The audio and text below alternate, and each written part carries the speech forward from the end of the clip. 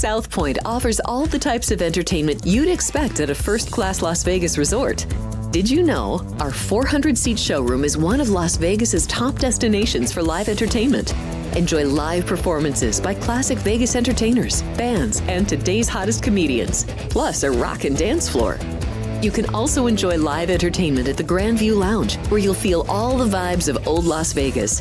Enjoy the music, and if you love to laugh, don't miss The Dirty at 12:30, our very own free comedy show, every Friday night at 12:30 a.m. in the Grand View Lounge. The Dirty is 100% free, so arrive early. Go to southpointcasino.com or call the box office at 77136 for today's performances at the showroom and the Grand View Lounge. When you're ready for your favorite cocktail, stop in and unwind at one of our 7 specialty lounges. There's a bar around every corner, because you're in Vegas, baby. South Point Casino has plenty of attractions for the whole family. Catch a movie. Our 16-screen movie theater includes 2 XD Extreme screens for the ultimate in viewing, sound, and luxury. After the show, treat the family to a variety of treats at our old-fashioned ice cream parlor, Kate's Corner. We scoop up a variety of creamy concoctions, including smoothies, hand-dipped cones, milkshakes, malts, sodas, and sundaes. At Kate's, there's something for everyone. And if you've still got time to spare, our bowling center might be right up your alley. Voted Best of Las Vegas, it's a great place for friends and family fun. 64 lanes, a pro shop, snack bar, and arcade. And while the kids are bowling, you can play slots and sip on a drink in the Alley Cat Lounge while overlooking the lanes. For our more serious and professional bowlers, the South Point is also home to a separate tournament bowling plaza.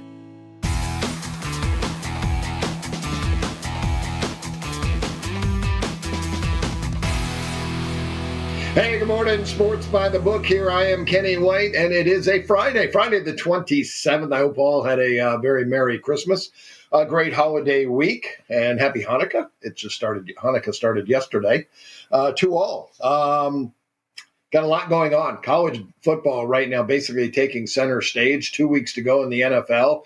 College basketball took a couple days off, but they'll kick back into high gear tomorrow. Women's college basketball. NHL is back today after a short break. The NBA came back yesterday. I guess they were on the Christmas day, too. 5 games on Christmas, big schedule yesterday. Another big schedule today, but we will cover the college football.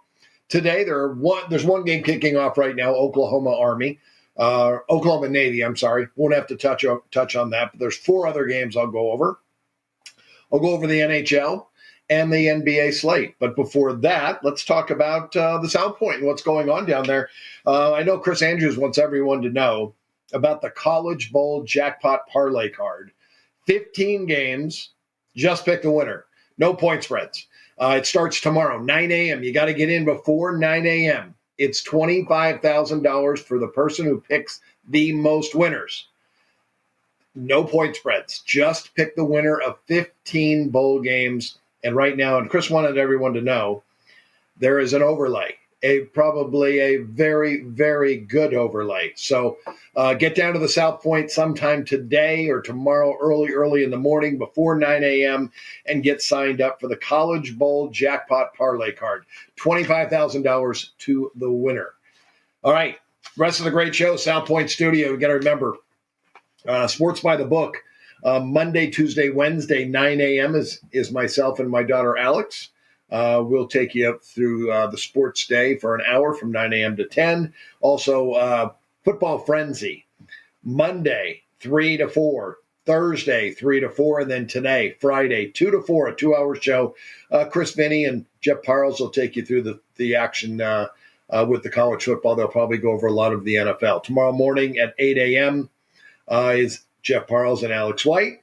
And then on Sunday morning, 9 a.m., Alex White, Jeff Parles. Also, Race Day, Las Vegas.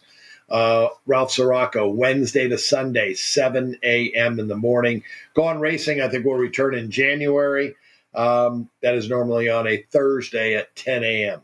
So, I forgot one good show. The funniest show of all, Punchlines at noon. Monday through Friday, Frank Nicotero, every noon. And it's Punchlines Very funny show. Frank's a very funny man and has a lot of great sports talk. Big sports fan. So that's it. That's the Sports South Point Studio rotation of shows you'll need to catch. But don't forget the parlay card, the college football jackpot parlay card, $25,000, 15 games. All you have to do is pick the winner. That's it. Sounds easy. Get down there. Get to the South Point. All right, college football, 4 games on the docket. And there is a lot to go over. Oh, my gosh. There's just so much information on these games and players leaving and, the situational stuff in the college football is amazing. With the transfer portal now, I really think they need to move this transfer portal to January. I guess it would leave much more guessing in the bowl games who's playing and who's not. With the transfer portal now, at least I guess we know who is in, so maybe it is a good idea. I know the SMU coach spoke out about it and didn't like it. And he really didn't lose anybody. His backup quarterback stayed, Preston Stone, and Penn State's second-string quarterback decided to leave before a bowl game. So worked out okay for Penn State. Their starting quarterback was healthy and played the entire game. All right, Georgia Tech and Vanderbilt go today at 12:30. Brent Key in his third year now with Georgia Tech. Believe he has almost half his wins are as a double-digit underdog. So he's done very, very well. I made him the favorite in this game, and South Point did as well. South Point opened Georgia Tech 2.5, bet up to 3. The total 51 down to 48.5. Vanderbilt's led by Clark Lee, their head coach, 4 years now. He gets them to a bowl game.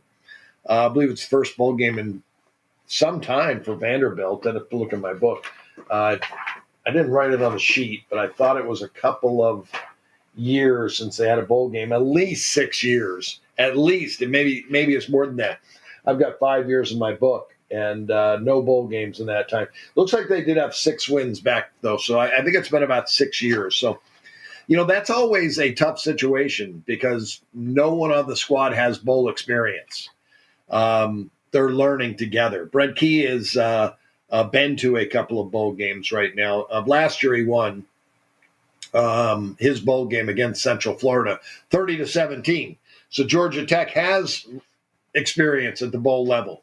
They also got their quarterback, Haynes King, back in the last game of the year against Georgia and sent that game into overtime. Unbelievable, big, easy cover. I thought it was going to be a cover with Georgia already locked into the SEC championship game. That was really a meaningless game for Georgia, and Georgia Tech gave them everything they could handle. Zach Pyron and Aaron Philo filled in for Haynes King admirably, but Haynes King, the leading rusher on the team, 808 yards, 73% completions. Philo, who's a backup, completed only 51%, and Pyron 54%. So these guys are way off the mark compared to what Haynes King does. You're almost adding about 6 points onto the rating for Haynes King and him back playing. Diego Pavia, very good quarterback for Vanderbilt. He's had a nice year, 59% completion, 7.7 yards a pass, 17 touchdowns, 4 interceptions, and he's also the leading rusher for Vanderbilt. So both quarterbacks, dual threat guys, can make things happen with their arm or their leg. So my total, again, 56 in this game. It opened 51, the total at the South Point, bet down to 48.5. So I like this game over the total, and I like Georgia Tech. I had to raise their power rating up a little bit more because of Haynes King back in the lineup. I didn't really make that adjustment. I made the adjustment after the game, but didn't put it back into the power rating. So once again, I made another adjustment. I made Georgia Tech 9 in this game and 56. So I like the Yellow Jackets and the over. Texas Tech and Arkansas be the next game on the board. And oh boy, there was a lot of work on this game. Transfer portal, NFL draft choice, NFL draft choice. None of these guys are playing and injuries. So a lot on both teams to talk about. I don't have the defensive stars for these two teams as well, because several Texas Tech defensive guys left and several Arkansas defensive players left. Texas Tech is head coach Joey McGuire. He's just finished his third year, 23-15. He's 2-0 in his bowl games. He was an assistant for 5 years at Baylor, was put in charge of the tight ends, then the defensive ends, then the outside linebackers. Was a head coach in head coach of a high school football team called Cedar Hill, right outside of Dallas.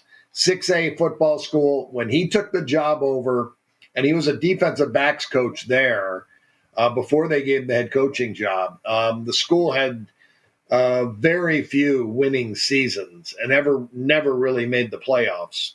And in McGuire's 14 years, he took the school to 4 state championships and won 3 of the 4.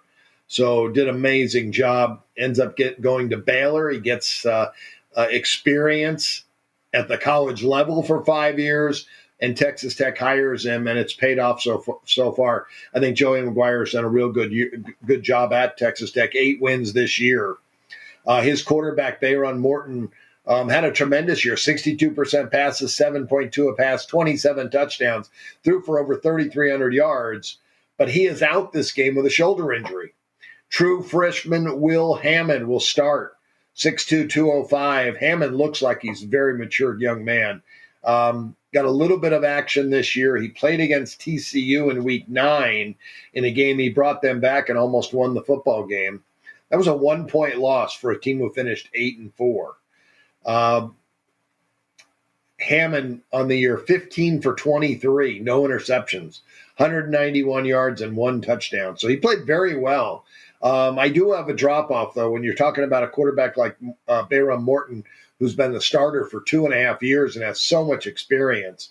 There has to be a drop-off.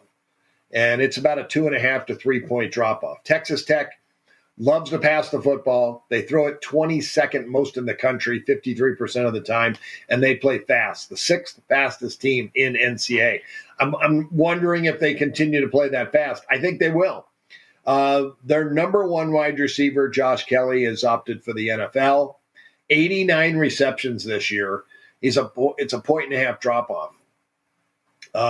Their best running back, Brooks, he is very questionable for this game, and he's worth a point to the betting line. Don't know if he'll play.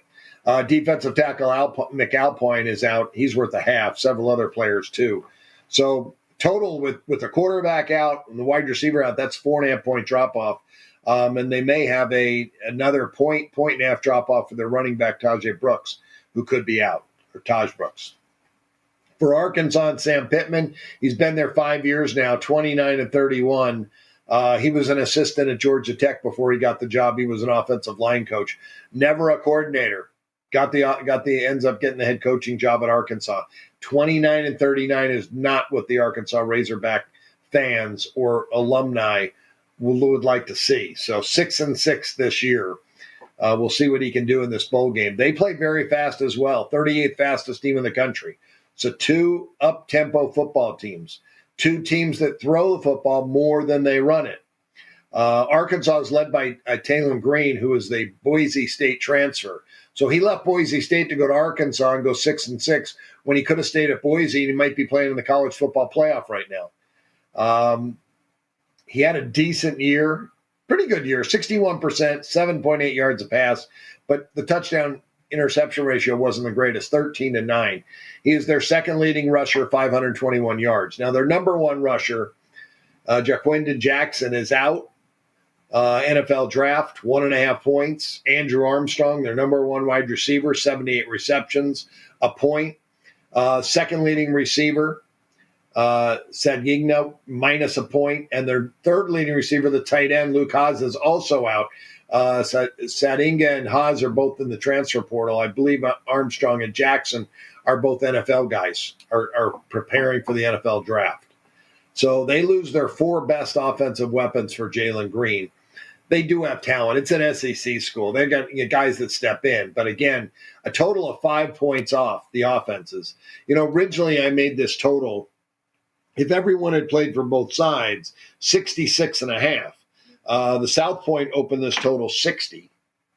Believe in that range. I want to make sure I get the right total. South Point opened 60.5. and it's been bet down to 52. So an 8.5-point drop-off. I don't blame them. I've got 5 points off for Texas Tech's offense and 5 points off for Arkansas's offense. So my total I have adjusted from 66 down to 54.5. Total's 52. We don't have much on the game. I'm still making Arkansas the favorite. South Point opened Texas Tech 3. They've been bet down to 2.5. I'm on Arkansas. I'm taking the points. The one advantage I think I have is Talon Green has experience at quarterback for the Razorbacks, and Will Hammond is a freshman. So I'll go with Arkansas plus the 2.5 in this football game. 2 down, 2 to go. Maybe I'll just keep them in order here. Syracuse plays Washington State. Now, this one is a really difficult game to handicap. Syracuse, Fran Brown, head coach, first year, had a really good year, and their last game was an upset as a 12-point favorite over Miami of Florida, knocking them out of the college football playoff, 42-38. His quarterback, Kyle McCord, remember, came from Ohio State, and he came in with great talent. So that was Fran Brown ends up getting an amazing quarterback. And Kyle McCord did not disappoint. Threw for 4,300 yards this year, 367 out of 558, 66% completion, 7.8 yards a pass, 29 touchdowns, 12 INTs. Syracuse loves to throw the football with Fran Brown and with their quarterback. So Syracuse, 41st in the country in pace, 26 seconds between plays. So they will show tempo. And they pass the ball 61% of the time, one of the top in the country. Washington State is right there in terms of tempo, 26 seconds for the season, and they pass the ball 45% of the time.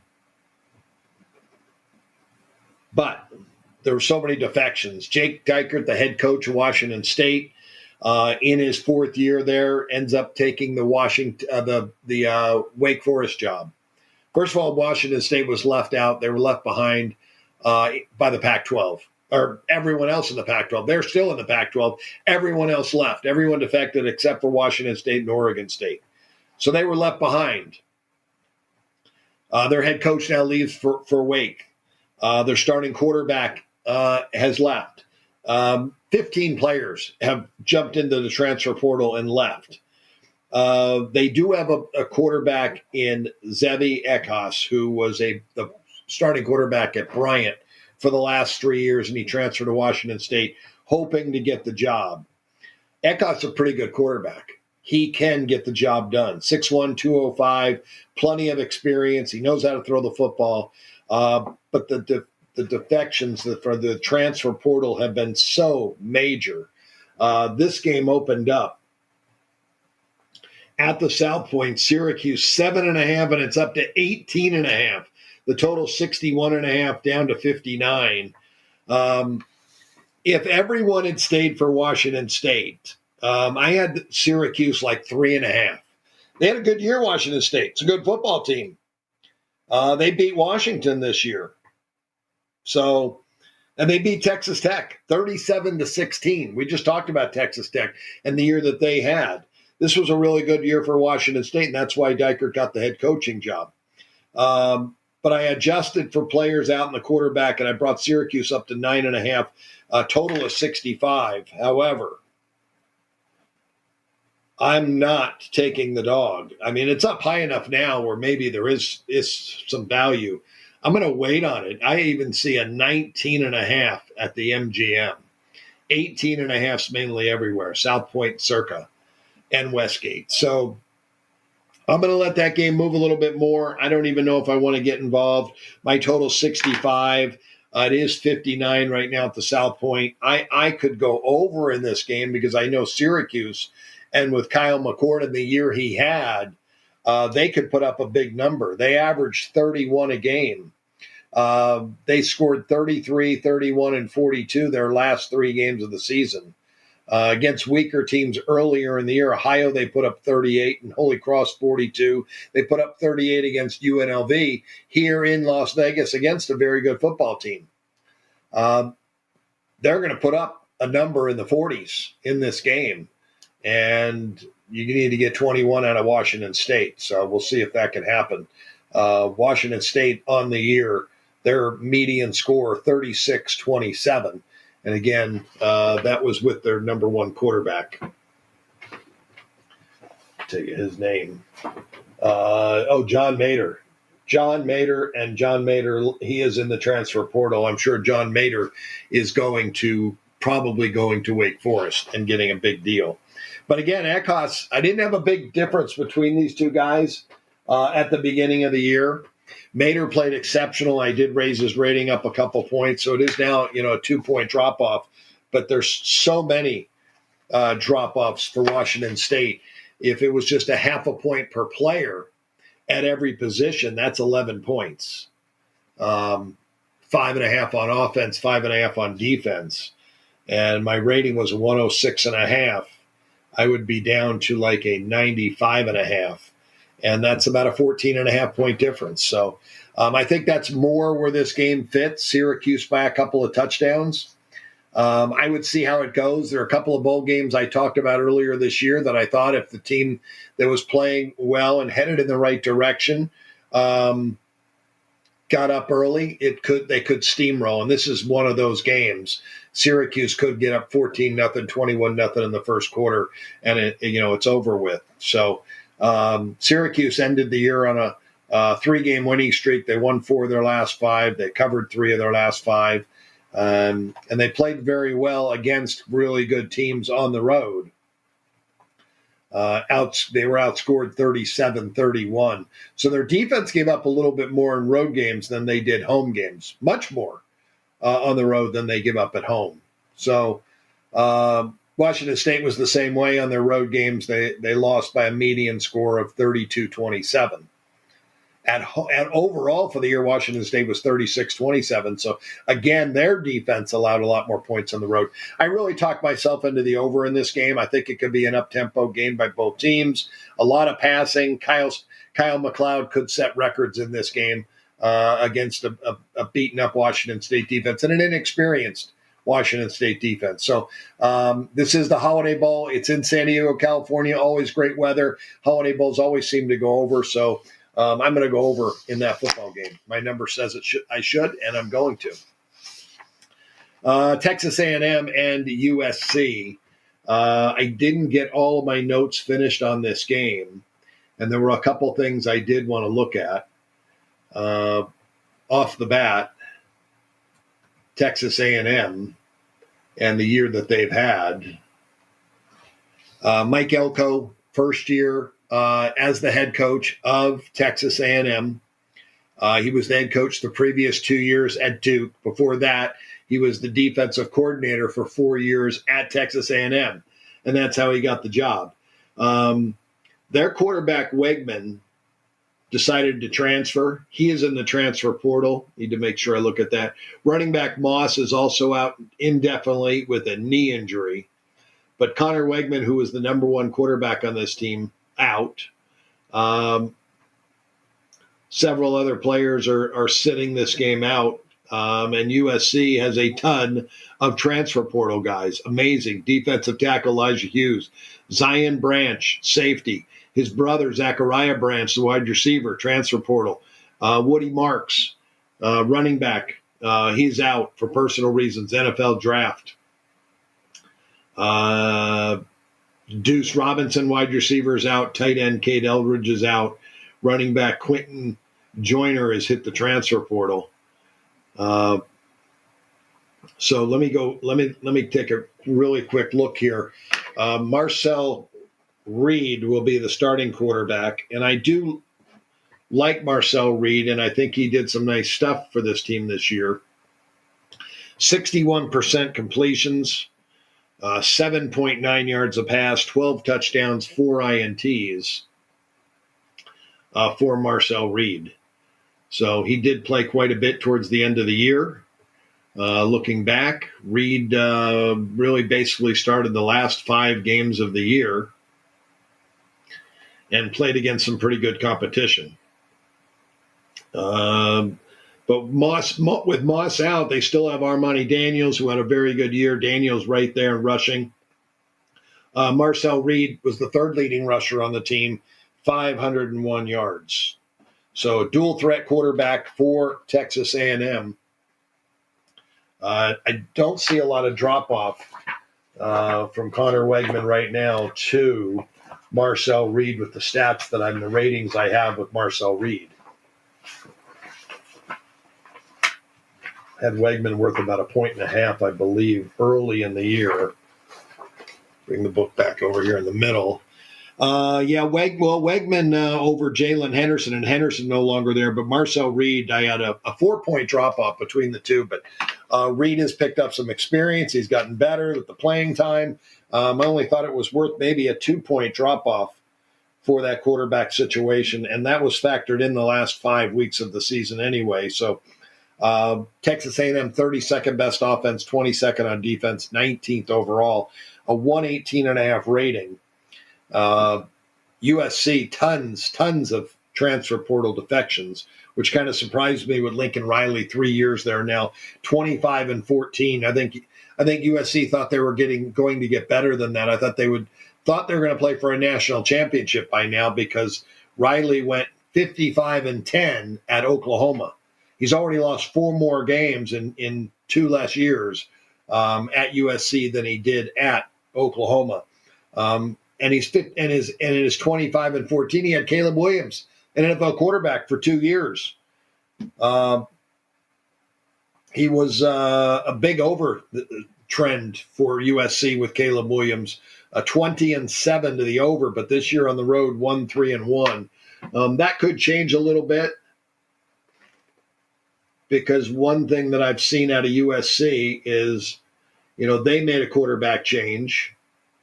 And that caused some transfer portal situational stuff. Miller Moss decided to transfer. Jade Maivea from Vegas started for UNLV. Last year was their starting quarterback. 61%, 7 yards a pass, 7 touchdowns, 3 interceptions. I don't think that really tells the entire story for Maivea because I believe he got better with each and every game. He's a big kid, 6'4", 220, very strong arm. Against Notre Dame, 27 for 49, 360 yards, 55% completions. So he played against Nebraska, UCLA, and Notre Dame. Went 2-1 in those games. His 2 INTs against Notre Dame probably cost USC that football game, but he played very, very well in those games, and I think just more preparation time and practice time, he gets into good situations in this game. Mike Elko, a very good defensive coach, though, will be ready for him. I have a 4-point difference on Texas A&M. On my sheet, I have Texas A&M 1 in the game, but that's with full players for USC. Today making adjustments, I have A&M up to 4. My total 64.5 indoors here at Allegiant Stadium in this football game. This total 53. A&M at the South Point open 3. It's held steady. I know it was up to 4, back down to 3. The total 51.5 is up to 53.5. I like the total over. I hope we get scoring today like we did yesterday. Yesterday was ridiculous. So there's another play for you from me. On my whiteboard, I'd have Arkansas plus the 2.5. The Vanderbilt, Georgia Tech Vanderbilt game, I'd be over 48.5. And Texas A&M and USC over 53. That's my 3 plays for the whiteboard for Friday. All right, let's talk a little NHL hockey and NBA and get you out of here for the day so you can get over to the South Point and get signed up for the College Bowl Jackpot Parlay card. NHL, 8 games on tap. Toronto at Detroit. I have Toronto $1.42, 6 under 15. That number is right there. Looking at the South Point lines, South Point $1.40 and 6 under. Nothing in that game. Buffalo $1.71 and 6 under 17. It's a team that's lost 8 straight home games. They finally got off the losing streak and won a game. I could take 40 cents off that number and make it 131.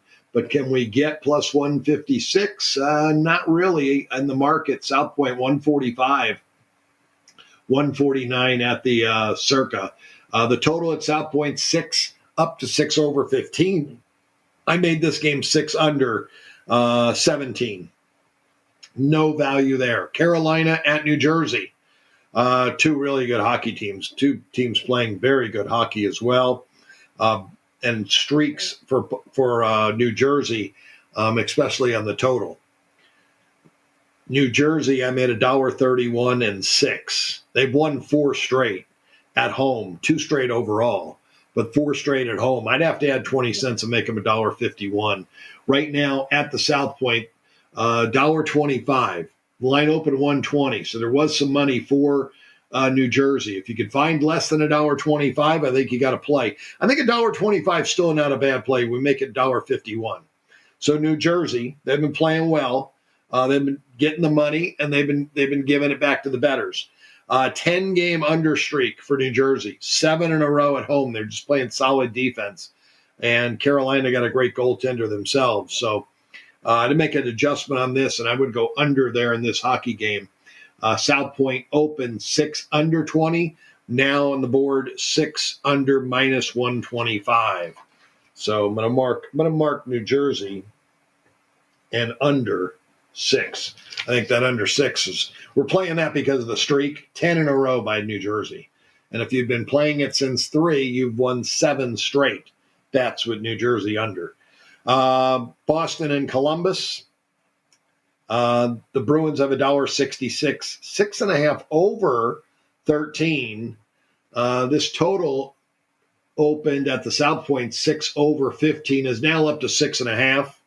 So there's no value on the total now. At 6 there was no value at 6.5. The side South Point opened 50 and they opened 55 and no movement. So nothing on the side. 11 cent difference in that game. There's nothing there. Moving on to Nashville at St. Louis. 2 teams that have disappointed this year, but Nashville continues to get money each and every day. They are bet. I have St. Louis 104. My numbers don't have juice in them. If I was to put juice in the number, I'd have to add 10 cents and make them 114, and then I'd make the dog plus 106. That would be my 20-cent split, but I don't have juice in my line. I'm not a bookmaker. So I made St. Louis 104, 5 over 28. This game opened $1.25 at South Point. And again, I told you, Nashville always gets money up to $1.35. The total 5.5 over 15 is held steady. I have 5 over 28, low scoring. St. Louis is on a 6-game under streak. So under 5.5 in that hockey game. And you have good goaltending with Saros and Binnington, 2 well above average NHL goaltenders. So I think that's a nice play under the 5.5. I'll take a 3-2 final. Minnesota at Dallas, 2 more very good defensive teams with outstanding goalies. Made Dallas $1.49, 5.5 under. No trends to speak of for each team. This total is 6.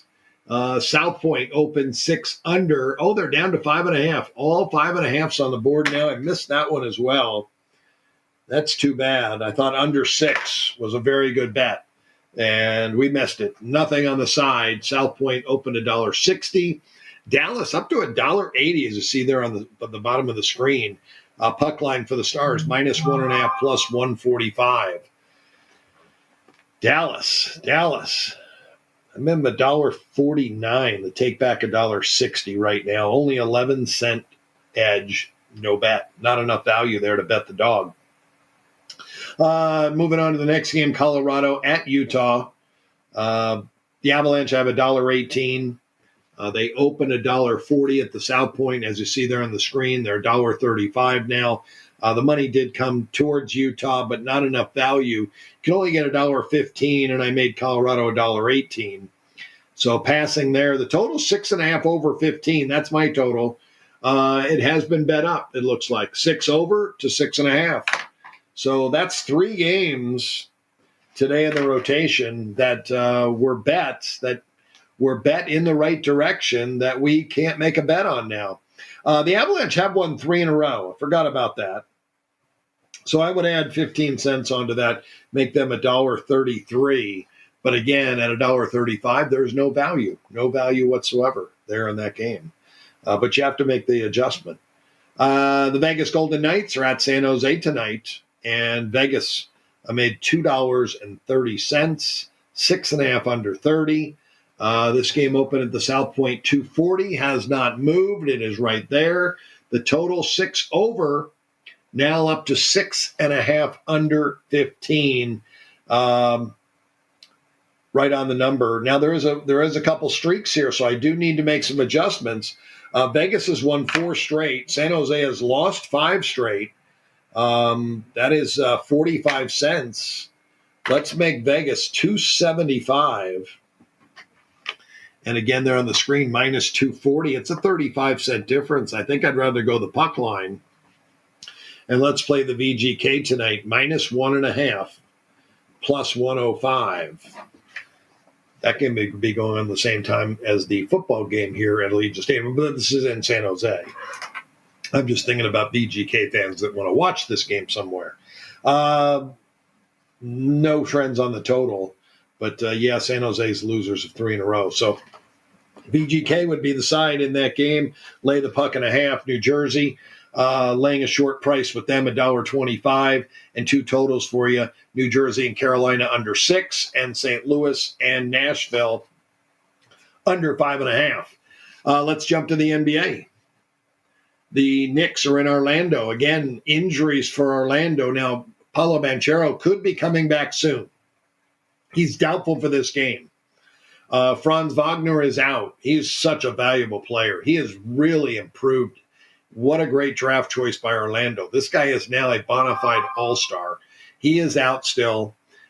His brother, Mo Wagner, he's out, and he is starting to improve and show that he is an above-average NBA player. So these 2 brothers, they've got something to really build around. Their center Carter is outstanding, and Suggs at guard. There's a lot of talent with Orlando, but too much firepower out of the lineup. I think you'll see these guys coming back soon, though. I know Banchero will be back, I would say, within a couple of weeks, sometime in the first week of January. I have 7.5 point difference. Got to give a little home for Orlando. I have the Knicks 3 and 2, 10.5. This game I know is a little bit higher, and I'm not really interested with all those key injuries backing Orlando. South Point opened the Knicks 6.5. It's been bet up to 7. So sharp money bet this up. The total 212 up to 214. Remember, I made it 210.5. Nothing there. I'm just going to pass that game. Pass right by it. San Antonio, I made the favorite 1.5 over Brooklyn on the road. They're a 7-point favorite in this basketball game. Very surprised. They played the Christmas Day game. I guess there is a lot of injuries on the Nets. One that I know I didn't take into account was Ben Simmons out. You wouldn't think he's worth anything, but he is. It's worth 1.5 to the betting line, so I could definitely make that adjustment. My total 209. South Point open 213 up to 213.5. I'm going to adjust my number to 3 with Simmons out. They still got Claxton. Schroeder. How did I get his name on there? I know I took that off. That doesn't mean anything. He's not in their power rating anymore. Johnson and Finney-Smith both playing. See if I have anybody out. Nope, I've got everybody in. Paul in, Castle in, Bassel in, Wembanyama in. Wembanyama's been really hitting threes. Man, he's a great three-point shooter for a big guy. I'm not really interested in taking 7 with Brooklyn. You know I really like San Antonio. So I'm going to pass on that game. I lean to the under. Indiana at Boston. I made the Celtics 13 and 2, 32.5. South Point opened 10.5. We're bet up to 12. I agree with the move. 233.5 down to 230.5 now. Could be 231 in that range, but I have 232. Nothing really there. Rick Carlisle's team and Joe Mazzola, both their teams are well above average offensively. And pace-wise, again, both a little bit faster in the pace. That Brooklyn game, the first two games on the board, you have some slow teams. The Knicks and Orlando, both 97 possessions, bottom of the league. And then Brooklyn, 96.7, one of the slowest in the NBA. So I do lean to the unders in those first two games. So be careful there. Memphis is at New Orleans. I'm going to pass on that Indiana-Boston game. Nothing really there. The number's really tight. Memphis is at New Orleans. Again, injuries still. The Pelicans are without Zion. They're without Alvarado, the guard I really like, and they're without Ingram, another big scorer. Those players add up to 9.5 points to the betting line, and they've been out for some time. The team's not had a good year. Again, I have Memphis 8. South Point opened this game 9.5, was bet down to 9 towards my number, but no play. The total, there could be a play in the total here, but kind of scares me when I just looked. I know Memphis runs. Memphis loves to run, and the Pelicans play very weak defense. But they do play slow. They've taken their time in their possessions in these games. My cross-reference number from the pace and offensive and defensive efficiency came out to 229. This number's still in the high 230s. This is the Pelicans, and without that firepower, 9.5 points worth of value of players, I'm not sure they get there. So I'll go under. The number's coming our way, under 237 in that game, in the Pelicans-Memphis game. Small play, 1% play. Memphis is at Houston. This one I like a lot. These are two of the teams that, I've talked about on Sports by the Book about their defense. Both of these teams play outstanding defense. Point on the year, Minnesota allows 106.3 a game, Houston 105 a game. Two of the better defenses. The only better defense on this sheet today is Orlando, who allows 103.9. They play some really good defense. Carter and Suggs still in the lineup play outstanding defense, and you lose all that firepower. So again, that helps me think about the under a little bit there more in Orlando and the Knicks. But we're on Minnesota and Houston. Minnesota's offense has been below average. Minnesota's pace is slow. Projected points are lower than what the total is. This total did open higher. South Point opened this total 215. Right now, 212.5 is the market. I love it under 212.5. I made Houston 5. I really like Houston too. Minnesota is coming off a big win after a bad loss. So these teams do bounce back and forth a little bit. Let me make sure that there's no injuries for Houston. I looked earlier. The one player is Brooks, who missed the last game, and I think he's playing this game. He's worth a couple points to the betting line, but man, do I love their defense, and I really love this team. So I'm on Houston here today at pick. South Point open pick. South Point up to 1, but there are still picks out in the market. So Houston Rockets at pick and under 212.5. Dallas at Phoenix. Booker still out for Phoenix. Doncic still out for the Mavericks. I have the Phoenix Suns -1 and 232. Man, I don't know if I like that total. It opened 225.5 at South Point, down to 224. Suns 2.5 down to 1. Exactly right on my number.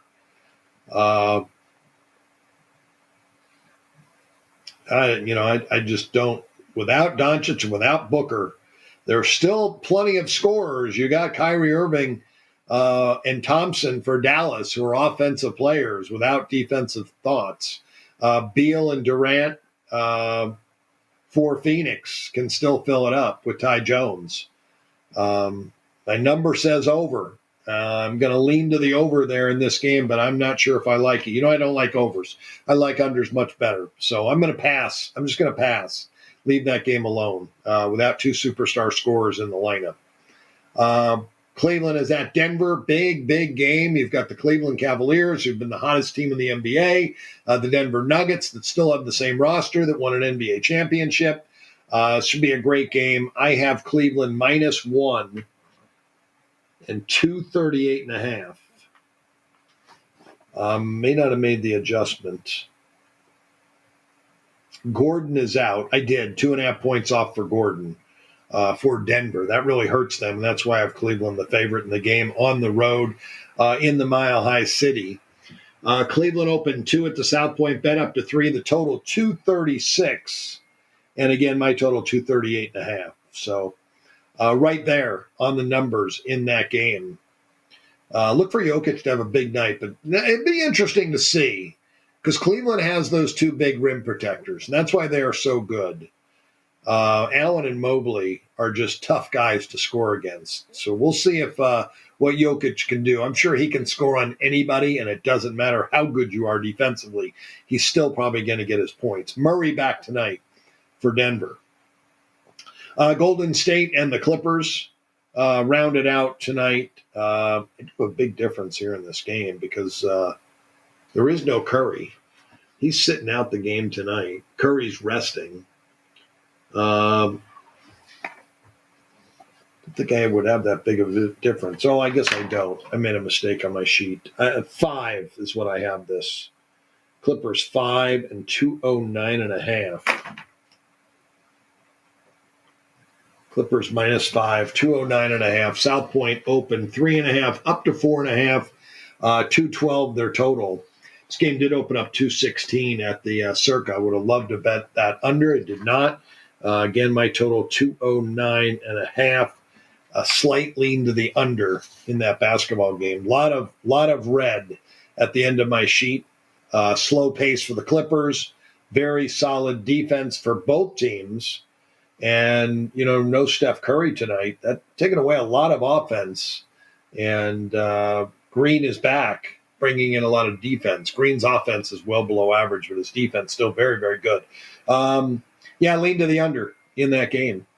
So that's it for me today. Long day. Appreciate you being here. Please like and subscribe. Don't forget, get down to the South Point now. Get in the car, get down there. College football jackpot parlay card, $25,000. There you see it on the screen. 15 games, no point spreads. Just pick the winner. Just pick the winner. The person with the most wins will take home $25,000. So make sure you get down to the South Point. Also, 12 o'clock today, Punchlines with Frank Nicotero. And then over the weekend, you catch Jeff Parles and Alex White. Also, Football Frenzy today, 2 to 4, South Point Studios. So appreciate you watching again. You guys have a great Friday. I'll see you back on Monday morning. Have a great weekend, folks. Thanks for being here.